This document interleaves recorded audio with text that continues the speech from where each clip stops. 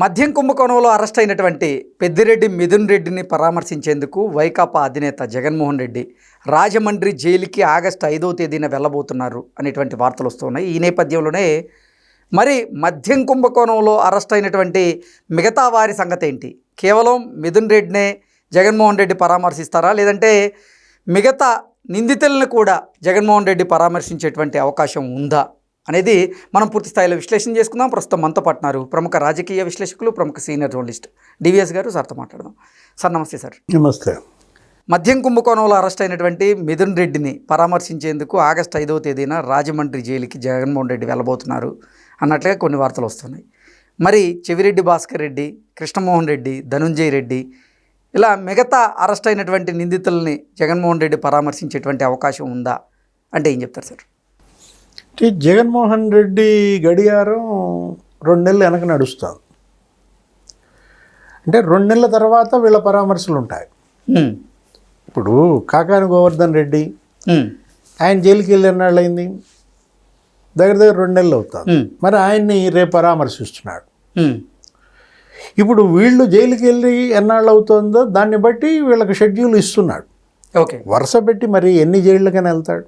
మరి మద్యం కుంభకోణంలో మొదట అరెస్ట్ అయినటువంటి రాజకేశ్ రెడ్డి వీళ్ళందరినీ పరామర్శించకుండా మొన్న లేటెస్ట్గా అరెస్ట్ అయినటువంటి మిథున్ రెడ్డిని పరామర్శించేందుకు జగన్మోహన్ రెడ్డి వెళ్ళడం ఎంతవరకు కరెక్ట్ అంటూ కూడా నెటిజన్లు ప్రశ్నిస్తున్నారు. అంటే మిథున్ రెడ్డికి జగనే స్ఫూర్తి. నిన్న ప్రెస్ మీట్లో మాట్లాడుతూ నా స్ఫూర్తితో రాజకీయాల్లోకి వచ్చారు మిథున్ రెడ్డి, గౌతమ్ రెడ్డి అన్నాడు. అంటే జగన్ స్ఫూర్తితో కూడా కొంతమంది రాజకీయాలకు వస్తున్నారు అంటే అంటే క్రిమినల్స్కి జగన్మోహన్ రెడ్డి మరి స్ఫూర్తి. ఇప్పుడు ముందు అరెస్ట్ అయినటువంటి వాళ్ళని పరామర్శించకుండా చివరిలో అరెస్ట్ అయినటువంటి వాళ్ళని ఎలా పరామర్శిస్తావు? ఫిఫో ఏంటది? ఫిఫో అని ఒకటి ఉంటుంది sir, first in first out.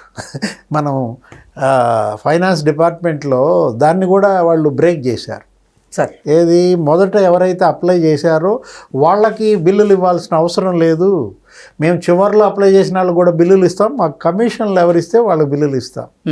Same ఇది కూడా అక్కడే అప్లై చేస్తున్నాడు. దీనిలో కూడా జగన్మోహన్ రెడ్డి పరామర్శలో కూడా ఫిఫో పాటించటం లేదన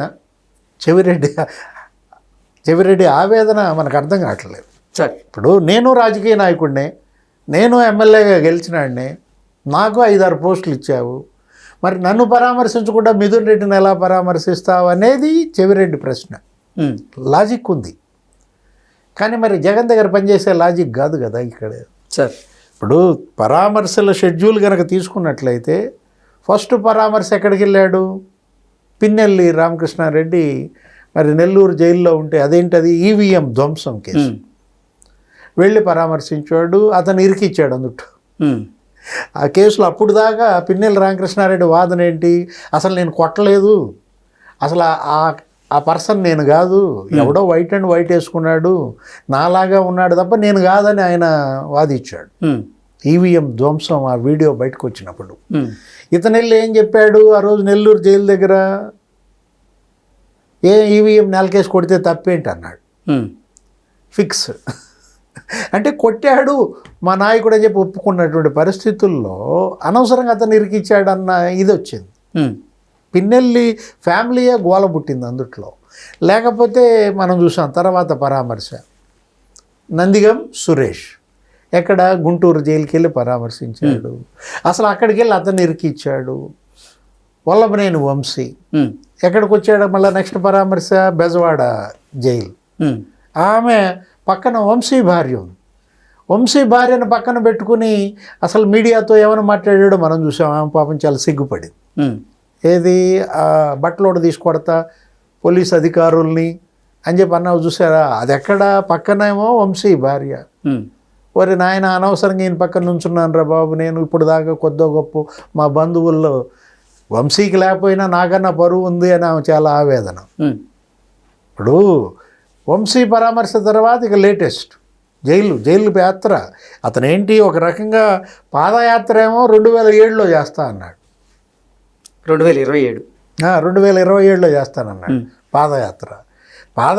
3 ఏళ్ల తర్వాత పెట్టుకున్న మనిషి ఇప్పుడు ఏ యాత్ర బిగిన్ చేశాడు? జైలు యాత్ర. ఎన్ని జైళ్ళకి వెళ్తాడు? అందరినీ పరామర్శిస్తున్నాడు, కానీ కర్నూలు జైల్లో ఒకడున్నాడు.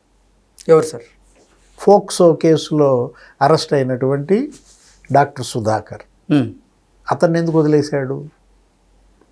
ఇప్పుడు అతను ఎమ్మెల్యే.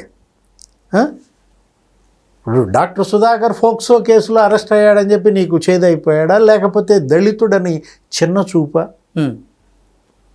అంటే వీళ్ళు ఏమీ మామూలు నేరాలు కాదు కదా, ఇవి కూడా మరి చాలా కరుడుగట్టినటువంటి అంశాలే కదా.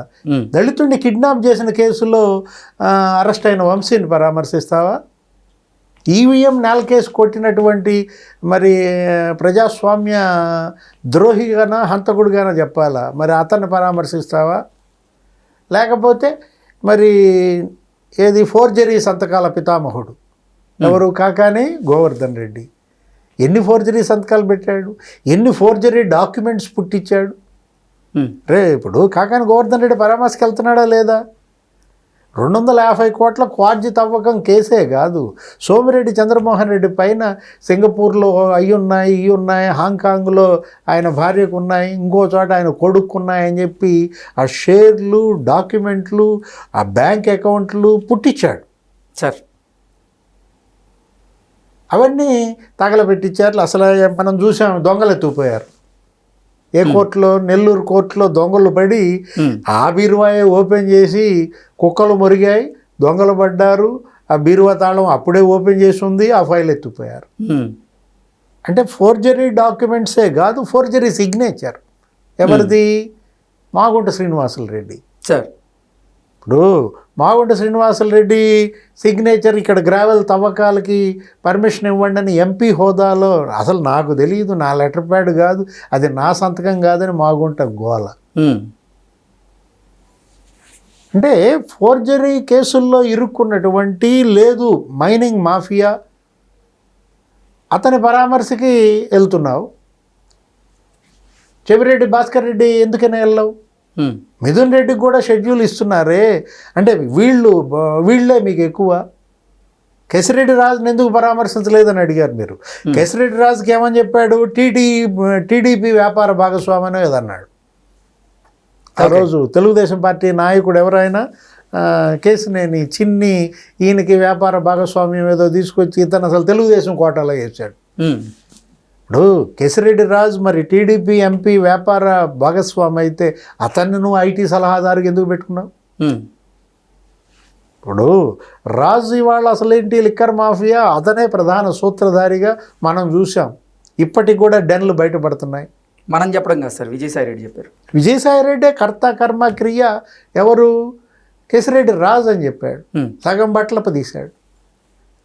అరే నాయన, సగం బట్టలప తీసావు, మిగతా సగం ఎవడెప్పదెత్తాడు, వచ్చి అవి కూడా ఎప్పది అంటే కొంచెం టైం ఉంది, నేను బిజీగా ఉన్న తర్వాత వస్తా అంటాడు విజయసాయి రెడ్డి. ఏదైనా ఇవాళ వైసీపీ అరెస్ట్ అయినటువంటి నాయకులందరిలో కూడా ఇది ఒక ఆందోళన సార్. ఏంటి? జగన్మోహన్ రెడ్డి ఎందుకు కొంతమందిని సెలెక్ట్ చేసుకుని పరామర్శిస్తున్నాడు, కొంతమందిని ఎందుకని నిర్లక్ష్యం చేస్తున్నాడు. అసలు చెవిరెడ్డి భాస్కర్ రెడ్డి జగన్కి అత్యంత సన్నిహితుడు.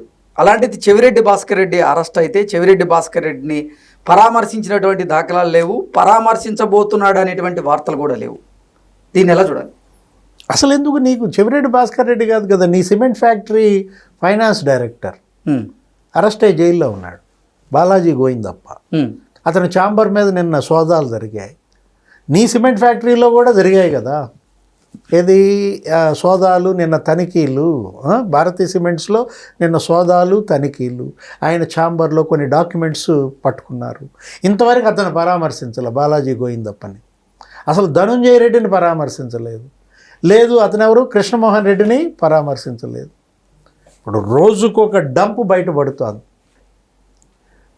జగన్మోహన్ రెడ్డి మాత్రం అసలు ఏమీ పట్టించుకోకుండా ఈ డంపులు, ఈ పట్టుబడుతున్న నోట్ల కట్టలు వాటన్నిటిని వదిలేసి అతను మాత్రం ఏంటి సింపుల్గా చక్కగా యాత్ర, పరామర్శల యాత్ర కొనసాగిస్తున్నాడు. ఇప్పుడు తాజాగా వర్ధమాన్ ఇంజనీరింగ్ కాలేజీ ఒకటి బయటకు వచ్చింది, కృష్ణ సార్. ఇప్పుడు నిన్నటిదాకా మనం ఏమనుకున్నాం, పొద్దున కూడా కాచారం ఏదో సులోచన ఫామ్స్లో ఏదో 11 కోట్లు దొరికాయి, అట్టపెట్టెలు అన్నారు. ఇప్పుడు అసలు ఇంకో డంప్ బయటపడింది. ఎక్కడ సార్ అది? Vardhaman engineering college. Okay. Kacharam కాస్త జగన్మోహన్ రెడ్డి క్యాషారం చేశాడు. మొత్తం క్యాష్ అన్నమాట. దాని పేరు కాచారం.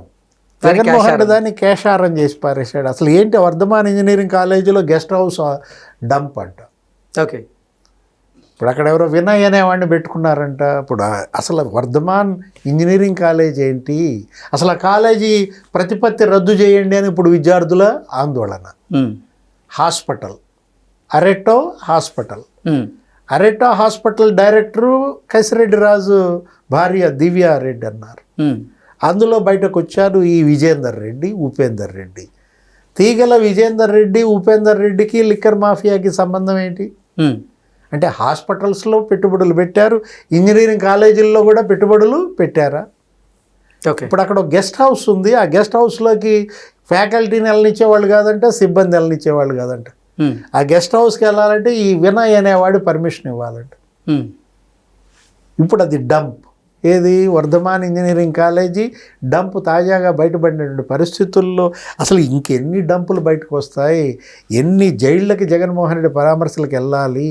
అసలు ఆంధ్రప్రదేశ్లో జైళ్ళు సరిపోవట్లేదంట. అంటే వీళ్ళున్నది బెజవాడ జైల్లో అనుకుంటా. ఏది, చెవిరెడ్డి భాస్కర్ రెడ్డి, ధనుంజయ రెడ్డి, ఈ బ్యాచ్ అంతా ఉంది బెజవాడ జైల్లో. బెజవాడ జైలుకి వెళ్ళాలంటే ఏముంది, ఇంటి పక్కనే కదా. ఇప్పుడు బెజవాడ జైలుకి వెళ్ళాలంటే మనం మరి రోడ్ షో కుదరదు, మరి జన సమీకరణ కుదరదు. మనం బయటికి వెళ్ళాలంటే కొంచెం దూరం జైలు కనుక అయితే ఇక మనం సినిమా చేయొచ్చు.